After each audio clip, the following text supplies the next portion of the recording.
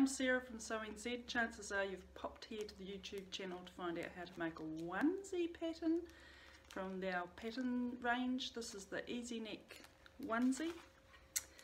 Now I make them in a cream with black cotton so that you can see how they're sewn. So they're not gorgeous, but it does give you an idea as you're looking at the video how to make the onesie.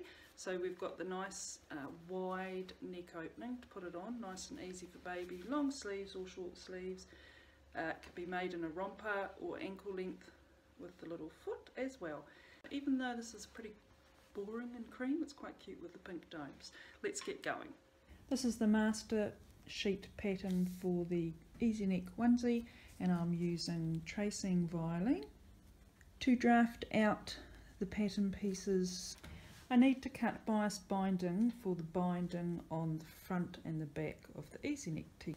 We have a single layer of fabric. This is the salvage edge of the fabric, which is also the straight grain, the direction the fabric was made in, and we need to cut strips that are 45-degree angle to that line. I need to cut, the measurement I need is about 35 centimetres long, and I need it for about 4 to 6 centimetres wide. So everything's cut out, all the pieces for the pattern. First step is to stay stitch the neck edge about 5 mils in from the edge. We're attaching the bindings, so with the right sides facing, we start at the neck edge, pinning it, and a slight stretch. So we're already pinned and ready to sew. So neckline seam is sewn, and we're going to take out the stay stitching. We've clipped that neckline, that helps it keep the shape nicely. We're going to press the neckline seam allowance towards the binding. Got our trusty inside tailor hem. We're going to press the neck allowance to the binding. We're going to encase it in the binding when we fold the binding over. We're going to fold the binding over the seam allowance and include it in the binding depth and pin it. We'll start at the centre and work our way back to the edges. So the binding's been pinned down, and we're going to top stitch it with twin needle. You can also use running stitch or zigzag. So we've twin needled the seam, holding that bias down on the front side, 2 rows of straight stitching, very even because of the 2 needles, and on the back zigzag, so you've neatened the seam at the same time. We're pressing the binding on the wrong side, you can see the zigzag stitch, over a tailor hem because of that curved neck. So to join the front and the back together, we're going to stay stitch along the shoulder seam, and we're matching the markings at the top of the shoulder. The back goes over the front. We've sewn 2 rows of stay stitching to help gather the sleeve to fit the seam. Right sides together. Remember, that's the front, so I'm getting a sleeve that has the front marking, and I'm going to match it. And at first it's just going to look very baggy and gathery, but what happens is we will use that stay stitching to tighten the sleeve up. The sleeve is gathered up to fit into the armhole, and everything's pinned ready for the zigzag seam. Both seams are sewn, and I've clipped in the curve. We're going to press the sleeve seam down towards the sleeve all the way around. We're doing the side seam, so I want you to pin at the sleeve seam, edge of the seam, the waist mark and the foot, and you'll notice that the back's a bit baggier. That's to allow for the nap, so we need to evenly fit that together, and so I've fitted that in. You can see a little bit of bulk, but as you sew you just kind of pull it into place. And it's right, using our trusty tailoring sausage. There's a video on how to make an easy one. We're pressing the side seam and the sleeve seam towards the back of the body. Right, with the sleeve the right way round, we're going to give it a 1.5 centimetre hem, making sure the seam allowance is going towards the back as we pressed it, and we're all ready to sew. pressing the sleeve hem with the trusty tailored sausage, and we can literally just roll it around. Right, we're up to the leg bands. So measure across the inner seam and add a few more centimetres. Okay, we're ironing interfacing onto the band.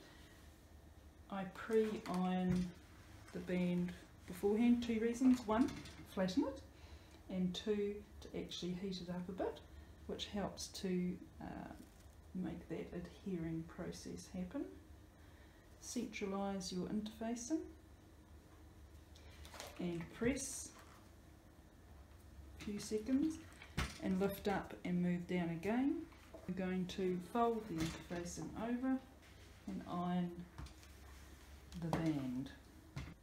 We're up to the leg bands, and I've stay stitched just right on the edge to hold the 2 raw edges together, and we're going to pin it along the back first, so starting at the centre crutch. And what I'm going to do is I'm going to clip in about 3/4 of a centimetre so it can spread when sewing. The inner band is pinned ready to sew to the leggings, matching at the centre and also going past those notches on each side. I've clipped some more into that inner leg seam, and you can see how it spreads out and therefore makes the band sit nicely. And we're going to iron the band towards the body. We're going to measure out for even dome placement. This is fun. It's not too hard. Find the centre point. We want the bottom ones on each side to be at least 3 centimetres above the marking. So I've measured evenly in between, and I've lined up the matching pins, and I've also checked down the bottom that where the markings are when you pull it up, that the pins are still matching once that seam part has been sewn. Now doming. So I've joined the snaps together and pinned at the bottom overlapping of the 2 bands. I'm going to sew that with stay stitch. We're sewing the side of the foot together at the centre back on the short side. So we've sewn the side foot together, making sure we know where the top is. It's curved. So the curved part goes at the top of the foot. Find your centre front, walk your fabric around, coming to what is now the centre back, which will attach to the side foot. I've clipped into both the side seam and the band seam, the notches for the ankle, clipped it to make it spread, and then evenly pinned the foot. Time to zigzag. So I've clipped around the foot to make it a bit eased, and when we turn it over, it's not looking too bad. Pin the foot sole to the side foot, easing it around, and sew it with zigzag. I've sewn the seam, and as I was going around the very tight curves, I would leave the needle in the fabric, lift the foot and just adjust it, you know, turning it around each time so that it doesn't stretch too much. Otherwise we end up pulling, and we're going to clip all the curves and actually trim them back a bit, making it tidy for little toes. So I've trimmed and clipped in to make it nice and tidy on both seams for the foot. If you want a warmer sole, you can have 2 layers to do this. And to iron this, we're going to turn it inside out. I've rolled up a tea towel to stuff the foot and to be able to press it. I'm pressing it from the wrong side because it doesn't really matter which way the seams are going because they're so little and finicky. Hey, thanks for watching. It's a pretty long project, but it's well worth it. Babies can go through, goodness knows, 3 maybe of these a day, so if you're able to whip them up in a nice merino or a nice soft cotton for summer, it means that you save a fair bit of money, and that's what I reckon the sewing is all about.